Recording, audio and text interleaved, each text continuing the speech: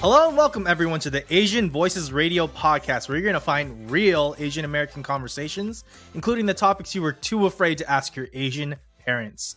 I'm one of your two hosts, Ausdon and Thong. And I'm going to be your other host, Jazen Thong.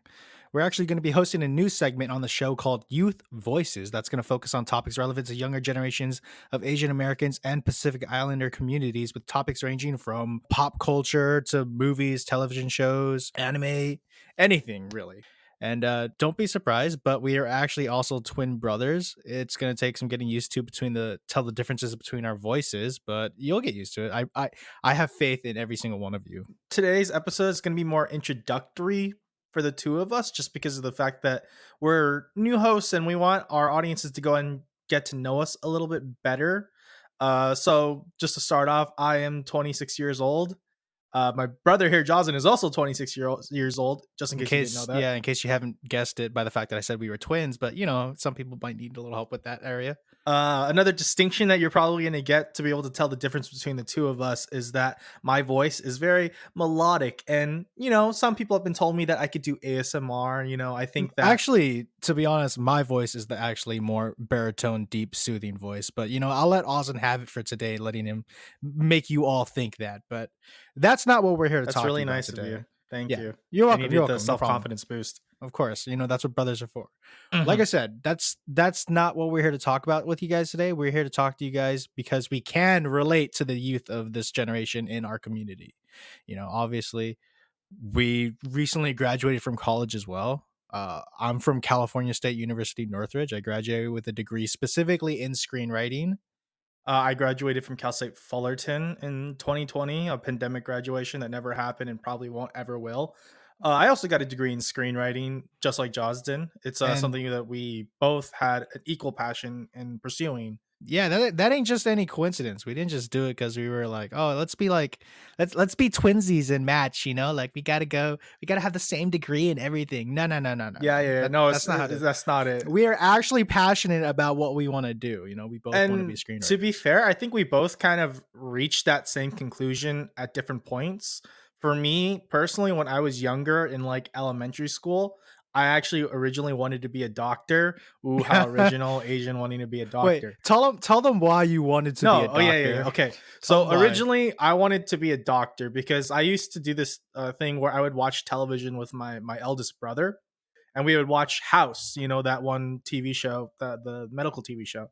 And I just thought it was so cool how House could just walk around being a total asshole to everyone, but at the same time he was saving lives and he was just smarter than everybody.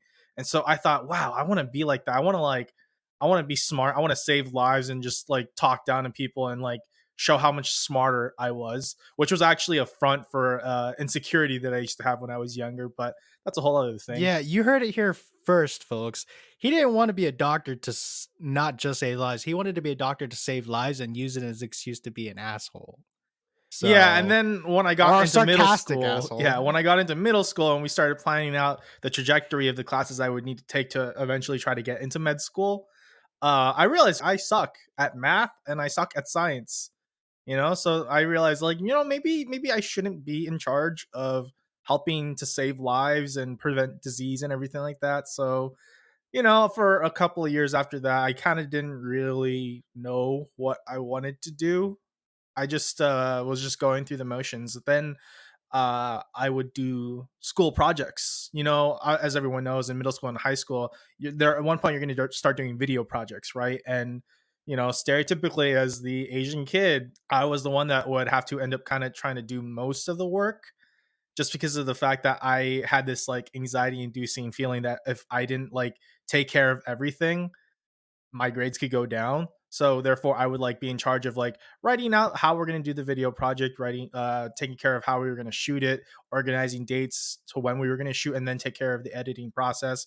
And then I kind of realized partway through middle school and into the beginning of high school that, wow, I actually really enjoy like making these like funny videos, because of the fact that every time my videos would come on screen during presentations for class, everyone would be laughing. And that feeling of making people laugh at what I wrote and shot gave me a sense of happiness and fulfillment.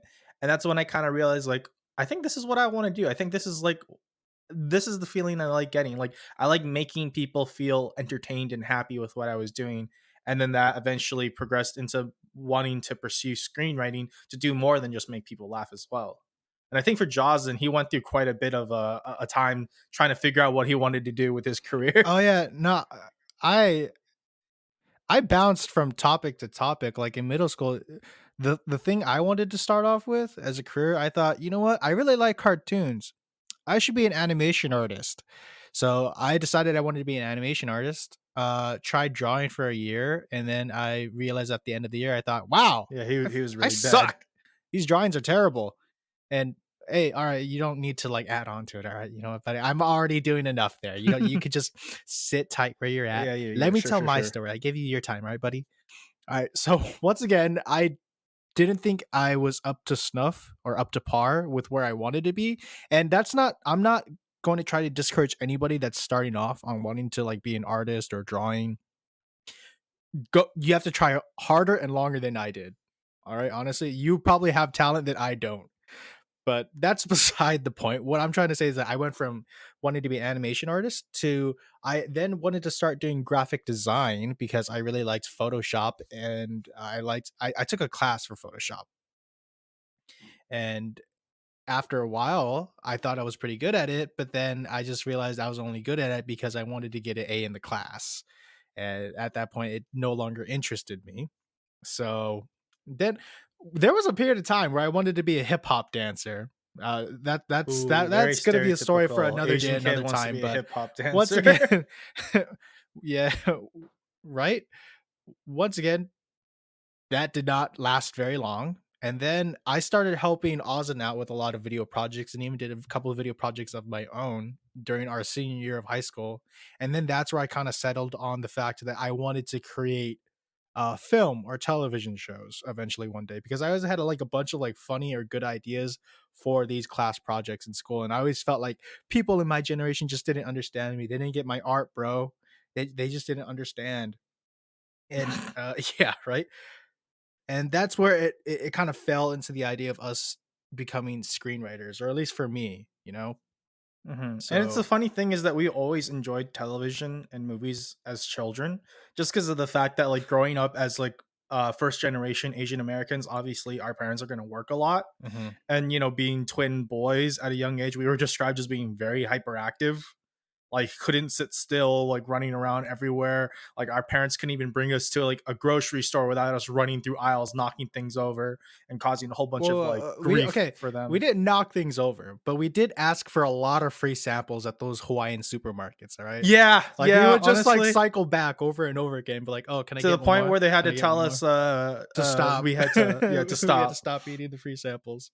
But yeah, I think yeah, we just watched a lot of TV shows, a lot of movies, and obviously like when your parents are working a lot, there's not a lot of conversation that goes into like helping form your personality and everything like that.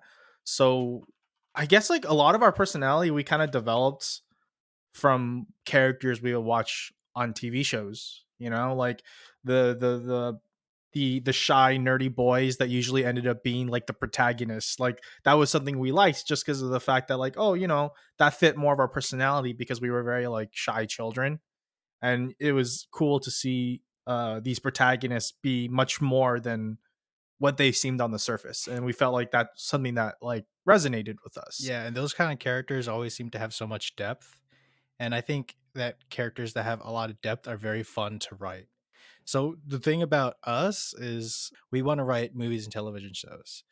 For me personally, my goal is to one day win an Oscar for one of my animated feature films, or I guess like a best original screenplay. Either one, I want to be able to win an Academy Award for something that I wrote. And one of these days, you will see me walk up that stage and then win an Oscar. I promise you that. And I if mean, not, hopefully not another pandemic happens where he's gonna have to well, I win mean, it on yeah, screen. yeah, probably not, but hopefully not. But Given the climate of our country. I mean, maybe one of these days we'll both walk up that stage, But right, not as a Austin? duo, not as a well, maybe. I don't know. Well, Who I mean, hey, knows? come on, what's wrong with that? Like, remember, like, Ben Affleck and Matt Matt Damon when, Damon? yeah, when they Yeah, both that's walked true. up for Goodwill Hunting. Mad respect for both of them. We could do it together. You know, come on, man. One together, one apart from each other, just so like it's not a fluke. Saying like people will be like, oh, they only did it because they both wrote it together. Yeah, we have to win 2 Oscars. They're not competent on their own. Because winning 1 Oscar just isn't enough. You have to win 2 to know you're really good. Or an Emmy. Yeah, or a Golden Globe. Definitely don't want to win a Golden Raspberry. That's for sure. Or maybe I do for like a gag, just so I could say I've written one of the worst screenplays and written one of the best ones, just to kind of confuse people. Like that whole meme with Nicolas Cage, like Community, when they did that one episode where Abed was trying to figure out whether Nicolas Cage was a good actor or a bad actor, and then he went crazy trying to figure that out because like he's had amazing performances and just really, really questionable ones. Yeah. I mean, I love you, Nicolas Cage, but like there have been some where it's just kind of like you're like, interesting choice. All right, very, very interesting actor's choice. That's all I can say. Just interesting. Hey, heck, maybe even for the heck of it, we would even try to win a Tony Award, for best musical or best Broadway play. That would actually be really, really cool to win a Tony as well. I feel like aside from just wanting to tell stories, that's what it was originally for both of us.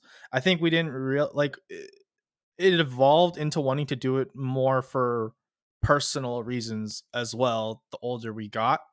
I think growing up in a mostly Hispanic neighborhood and not really interacting with too many Asian American people, at least until university for the both of us, we just kind of felt like there was always a very big lack of Asian American stories or Asian American actors in main Hollywood. Like, this is going to get a little dark, but I remember getting a lot of internalized racism towards myself at a young age, just because of the fact that a lot of the big heroes that you see in movies and television, a lot of them are portrayed by white people, and then anytime you really saw an Asian person, you kind of saw them as like the geeky sidekick. If it was an Asian man, or if it was an Asian woman, you just kind of saw them as the sexy massage parlor lady, or like Lucy Liu-esque kind of character. And you kind of realize that men, or Asian men, were being kind of emasculated in a way in their portrayal, and Asian women were being fetishized. You know what I mean? I mean, you would agree with that, like that testament, at least how it was back in like the early 2000s, early 2010s. Yeah, at least growing up, that's how it seemed. It seemed very one-dimensional.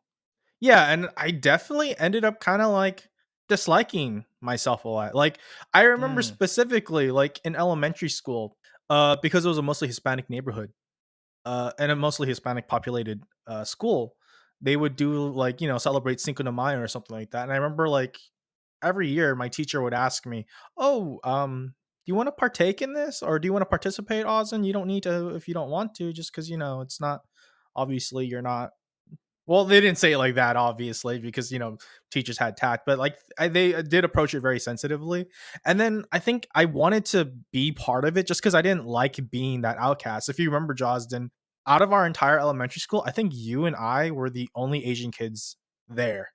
Like, we had some that would come in, but they'd only be there for a year, and then I would like find out like, oh, they got moved to like a different elementary school that was more in like San Gabriel Valley kind of area. You know what I mean? Mm-hmm. And so therefore, like, we were kind of just the only ones there, and I felt like an outcast a little bit. I think we only had one friend who's still our friend to this day. Yeah, but shout out Daniel. Shout out to you, Daniel. But yeah, I would want to participate in that stuff, and I would try to erase my Asianness by immersing myself in Hispanic holidays and trying to take part in all these things, just because of the fact that I wanted to be something other than myself, and that's how, like, when you realize like a child has to go through that, like, don't you think that how like that's like super sad, right? When a kid doesn't want to be themselves. It's true. I mean, for me, it was more because we got bullied because of our last name. So, in case people don't know, our last name is spelled Thong. And in elementary school, that's just like years of ruthless bullying just for the last name alone, Yeah, like we have to correct people a lot, especially when we got older. Like, we would always tell people it's pronounced Tong, the H is silent. But a lot of people, like, when they see it, their first thought is to go Thong, just because they don't really understand. They don't really understand. Elementary school kids are brutal, man. Kids are mean. Kids are mean. They're really mean. Like, people think kids are adorable, but when you're a kid yourself and you get bullied, kids can be really When mean. you're in elementary school surrounded by your other fellow peers and kids, like, and with no adult supervision, man, dude, it's like Lord of the Flies up there, man. They're just I like know, right? brutally, man. Oh, but I agree with Austin. For me, it was the same thing. I hated being made fun of for my last name so much that I wish it wasn't my last name, and ergo, wishing it wasn't my last name in a way meant I wish I wasn't Asian. And that's a mistake. No one should ever have to wish they aren't who they are. Yeah, and I think a lot of that, like, otherness and prejudice towards us, like a lot of it, like when you really think about it, stems from the portrayal of Asian people on television, on in movies. The fact that they saw them as those goofy, like, oh ho ho ho, ching chong ching, it's like, oh my god, we get it. Like, Oh, not all Asian people are like that. They like and to portray them in this like caricature that's super funny because apparently we're a joke to a lot of people.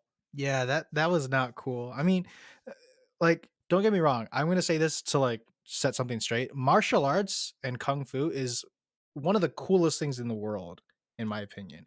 But the thing is, to kids, uh, they look goofy, especially how they were portrayed earlier in Hollywood, where it was like all like flashy and like all wide big moves and stuff like that. We And you used to hear all be, those like funny noises, like "Wah!" Like that. It's like, yeah, like you could I could remember kids like going up to us and doing martial arts poses and just like making those noises and then just calling us Jackie Chan or Bruce Lee, which is, by the way, come on, be original. Really, those are the only two Asian people you know. Like, come on, like, and even then, how is that an insult? Bruce Lee was cool. yeah. I don't know why. Like, I got insulted back then for it, but Bruce Lee's cool. I don't, Yeah. but So you guys, I hope you're understanding or getting a look behind the glass of how we grew up and how it's affecting our decision and our personalities towards our goals and our ambitions now. No kid, or at least no Asian American kid and Pacific Islander kid in this community should have to feel the way that we did. So that's kind of why we're here to talk today about why real representation matters. It matters. It really does. Because how can media, like the biggest uh source of cons- entertainment. entertainment, or a It's lot of also one of people, the biggest things people consume, yeah, media. seriously, like, and it only portrays a certain group of people in a certain way. Like, if you grow up seeing that stuff, it's obviously going to be like something that you think or something that you believe. When that happens, obviously it's going to give people the wrong idea about a certain group of people. But nowadays, with like, there are so many things that are getting closer to that idea, or even hitting that idea straight on the nail on the head, about real and proper representation of this community. You know, like shows like Kim's Convenience or Fresh Off the Boat give a real look and idea towards our community. They show us as real people with real depth, real problems, real Yeah, that feelings. actually makes me think, like, if you ever watched the pilot episode to Fresh Off the Boat, one of the opening statements made by Eddie Huang's like younger character, who's played by Hudson Yang, he says like, "Oh, like, we're a real American family, you know, like, we're an American family." And then when you usually hear American family, most people kind of think like this picket fence, nuclear family of white people, but American, it could be anybody just because they were trying to live the American dream to like build something for themselves out in this country. And I think that's like the most honest and accurate portrayal of what an American family is. And it, Fresh Off the Boat, I think, kind of broke barriers on how Asian American or how Asian people and Asian Americans are viewed, just because of the fact that, like, I think, because there's a lack of depth, our community is very misunderstood and mostly referenced through stereotypes. Mm. And it Yeah. kind of sucks just because of the fact that like a lot of people will take that internalized racism and not really help do any justice towards their own communities, which is really really sad. Like, archetypes, almost like they're gonna they're gonna portray our we're gonna get portrayed in a negative light, and therefore it's gonna make people hate dislike ourselves, which it did for me. It did for Jazen when we were young, and as I probably will know, it's probably going to be doing for a lot of young Asian Americans. So yeah, if anyone's out there is listening, that's a younger from the younger generation, and you're starting to kind of feel these negative Negative feelings towards feelings. yourself or your community, just know that you're not alone. Everyone at one point or another has felt that way. But then as you get older, like we did, we realize we want to combat that idea. We want to amplify and uplift Asian American voices by showing that Asian Americans have more depth to them than the archetypes that were laid out for them through earlier portrayals in media. Yeah. This is why Oz and I wanted to be screenwriters. This is why we want to partake in the film or television industry, entertainment industry as a whole. We want to help do our part in ensuring that younger generations and future generations that haven't even been born yet can grow up in a world where they don't have to feel ashamed for being who they are, or they will never have to feel like their stories are not being told, their voices are not being heard. And although we are making great strides nowadays, like believe me, like Oz and I cannot be happier with the strides that are being made through the barriers that are being broken. But for us, the reason why we still want to do it is because we know that there are more stories to be told. And it's that way for every culture in the world. It's that way for every ethnic background, every race of people. There are countless stories that can be told that are never ending, which is why Ozzy and I still want to take a part in it, because we know that we can still add to this Yeah. goal. We can still add to that ambition. We can still add to the uplifting of our community by telling Yeah. these stories that we think that only we can tell. And not only that, it's not only do we want to see Asian American stories be told to show the Asian American perspective, but we want it, at least personally for me, and I know I'm probably not alone, but I also want it to be normalized that Asian Americans can be told in any kind of story that isn't specifically like cultural wise. Like obviously we can't have an Asian American story of us being, slaves back in the 1800s, and plantations, everything like that. That's like culturally insensitive.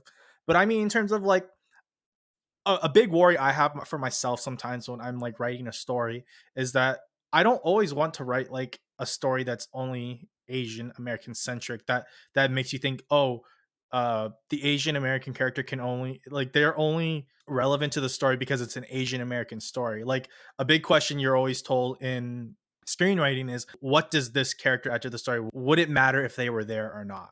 You know? And a lot of the times, like you always kind of hear when like people write stories that are like or like have ethnic lead characters, you'll get a lot of executives that'll be like, "Oh, I mean, let's go ahead and change this ethnicity to make it a more marketable actor and everything like that." I hate. Oh, let's make it more marketable. But the thing is, with every lead actor that's like usually portrayed by like a white actor or actress, it kind of feels like you kind of wonder what does their ethnicity bring to the story, right? Like this is gonna sound a little bad, but like what does it matter what their race is at the end of the day? Like what does race have to do with anything? Why can't Asian American play a romantically, like them being Asian doesn't have to do anything with the story, just as much as them being white doesn't have to do anything with the story. Like you watch a lot of like romantic comedies, but them being white doesn't have anything to do with adding to the story. They just happen to be white. So, at least the end goal for myself and what I hope for Asian American representation is that we can have Asian American actors and characters in these stories, and that it doesn't really matter that they're Asian, they're just because they're good at the job. Because I'm pretty sure that there are so many qualified Asian American actors out there or actresses that could easily take a lead role, but they're not cast in that role because the main idea is like either they're not marketable or like there's no reason for them to be there. But the question I want to ask is, well, what's the point of having the white actor there too? Like, what is like I said this before, but what does being white have to make the story better? Yeah. So I know that we've been talking about how important representation is to us, why we're fighting for it so much. But you know what? Let's talk about the representation that is here. You know, on a positive note, there are so many films nowadays with Asian American leads or Asian American stories, you know, even actual Asian stories, like, you know, like Shang-Chi in the Legend of the Ten Rings is like one of the biggest things right now, right? Yes. I saw that movie I am 3 a martial times. arts master. I saw that movie 3 times. Once because I wanted to enjoy it because I'm a Marvel fan. Second, because I wanted to be able to like watch it again because I loved it so much. Third time, it was to show to our nieces and nephews that wouldn't have the opportunity to watch it. Our nieces and nephews live in Colorado, and all their theaters are closed at the moment, so they couldn't watch that movie. But when they came here to California, I was like, "No, you are not leaving here until you see this film. You have literally before their flight." You have to learn about your culture, okay? So we took them to see Shang-Chi and the Legend of the Ten Rings. Third time I watched it, I was still blown away. I was still feeling all these emotions from watching it. And the soundtrack, the album, oh my God. The album was popping, dude. 88 Rising is just killing it right now. Yeah. All the artists are amazing. I mean, you know, but that's not even the only accomplishment nowadays. I mean, like with Steven Yeun in I hope to God I'm not mispronouncing your name, Steven. Steven Yeun in Minari. I heard he did a fantastic job. I still haven't seen it yet because I can't find it anywhere. But when I do, I'm going to watch it because I love Steven Yeun, and he was the only reason I was watching The Walking Dead, by the way. Glenn was our favorite character. But, you know, Minari did fantastic. I think the young kid, right, in the film, he's getting nominated for an award for his performance. He was nominated. It's out of award season right now, but I know. But he was nominated. The fact that someone under the age of 10 got nominated for an award, I'm like, dude, mind blown. Honestly. Yeah, and then I mean, aside from that, we like Raya and the Last Dragon, the first Asian centric story done by Disney. Southeast Asian. Sorry. That was done since like Mulan, which was like all the way back in like 2004, I think. Little iffy on when it came out, but like definitely a very long time ago. And it was a great story. It empowered young girls, especially because of the fact that they're going past the trend of, you know, princesses needing a man to help save them. Like there was like no guys. Princesses need a dragon. Yeah, that's what a dragon need. Voiced by Awkwafina, who's been in like so many freaking things already. Like Awkwafina, which by the way, Awkwafina in The Farewell, which is another film that came out. I saw that made me like cry. You know, it's such a powerful story, and it's a story that you can definitely tell it couldn't be told by like any other kind of culture. Like this is an Asian film, you know, and it was just well acted, beautiful. The nuances and the little shout outs to Asian culture, like it's a bit of a, not a spoiler, but that scene during, you haven't seen it, but there's a scene that takes place in like a sort of faux wedding, well, like they're all like doing drinking games with each other, and the camera is just like panning to different people in the family as they're doing a drinking game, and the whole time I'm thinking like, dude, this is exactly how like Asian weddings are, you know. I felt like I was watching something taking place in my own family, and it's just great that Asian American stories are finally starting to get the spotlight that they deserve.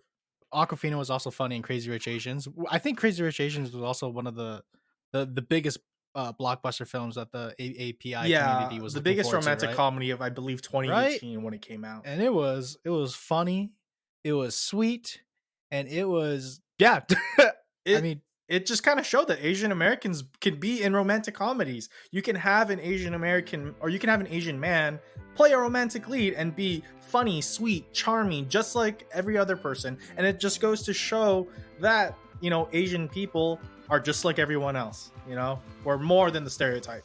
So as much as I'd love to continue talking about Asian films, unfortunately, that is all the time we have for today. If you have any suggestions for future topics, we'd love to hear from you. Also, be sure to subscribe as well as follow us on Facebook, Twitter, and Instagram. I'm Jazen Thong. And I'm Ausdon Thong.